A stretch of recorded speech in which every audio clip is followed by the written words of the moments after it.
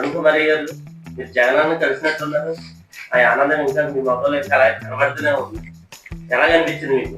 జగన్ గారి దగ్గరికి వెళ్ళిన తర్వాత మీకు ఏ విధమైనటువంటి వైబ్రేషన్స్ వచ్చింది? అది ఒక కళలాగా ఉంది. మేమే ఇప్పుడుకొచ్చి ఇంకా నమ్మలేకపోతున్నాము. ఎందుకంటే మేము ఊహించలేదు అలాగ జగనన్న గారి దగ్గరికి, అది కూడా పదవి అయిపోయినాక, విరామం చేసినాక కలుద్దామన్నది ఒక గొప్ప అనుభూతిలాగా అనిపించింది జగనన్నను కలవటం.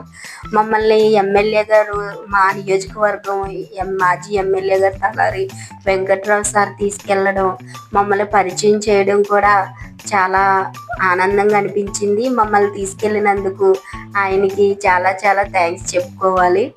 జగనన్నని మేము లోన్ ఎంట్రింగ్ అయినప్పుడు జగనన్నని చూడటానికి మేమందరము ప్రతి ఒక్కరం చాలా ఎగ్జైట్గా, చాలా ఆనందంగా ఎదురు చూసాము అన్నని చూడటానికి.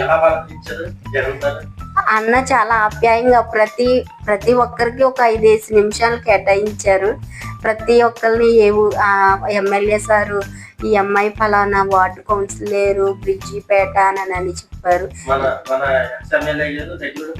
ఎక్స్ ఎమ్మెల్యే గారు దగ్గరుండి ఈ అమ్మాయి ఇలాగా వార్డు కౌన్సిలర్, ఈ అమ్మాయి పేరు అరుణ, అలాగే ఇలాగనంటే జగనన్న అరుణమ్మ అని పిలిచారు. చాలా ఆప్యాయంగా అనిపించింది. అన్నను కలుస్తూ, అన్నతో మాట్లాడటం, అన్నతో ఫోటో దిగుతూ మాకు చాలా అనిపించింది. ఆఫీసు కూడా పేదలు ఏంటి, మధ్యతరగతి ఏంటి, తర్వాత ధనికులు ఏంటి, అందరినీ ఒకేలా ట్రీట్ చేశారు. అక్కడ అందరినీ, ప్రతి ఒక్కరిని కూడా వాళ్ళ ఇంట్లో మనుషుల్లాగా జగనన్న ప్రతి కార్యకర్తని వాళ్ళ కుటుంబంలోని ఒక పెద్దల్లాగే చూశారు. ప్రతిదీ కూడా మమ్మల్ని కూడా ఆయన సొంత అక్క చెల్లెమ్మల్లాగే చూశారు. వెళ్ళిన ప్రతి ఒక్కరిని కూడా పలకరించి ఎలాగుందమ్మా పార్టీ ఏంటి అలాగన్నా మేము ఒకటే అన్నాము. నేను మాట్లాడినప్పుడు అన్నకు ఒకటే చెప్పాను.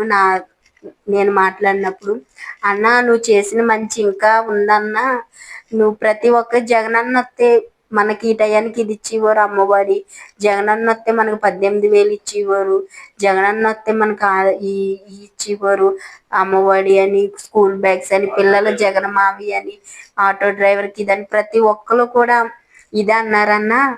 మీరు చేసిన మంచి ఎక్కడికి పోలేదు. మళ్ళీ 2029లోని తలారి సార్ని ఎమ్మెల్యేగా మన కొవ్వూరికి మిమ్మల్ని సీఎంగా ఖచ్చితంగా మేము చేసుకుంటామమ్మా, చేస్తామా అన్నా అని చెప్తా అన్న చాలా సంతోషపడ్డారు. ప్రతి కార్యకర్తకి, ప్రతి నాయకులకు కూడా నేను అండగా ఉంటాను. ఈసారి కార్యకర్తలని ప్రభుత్వం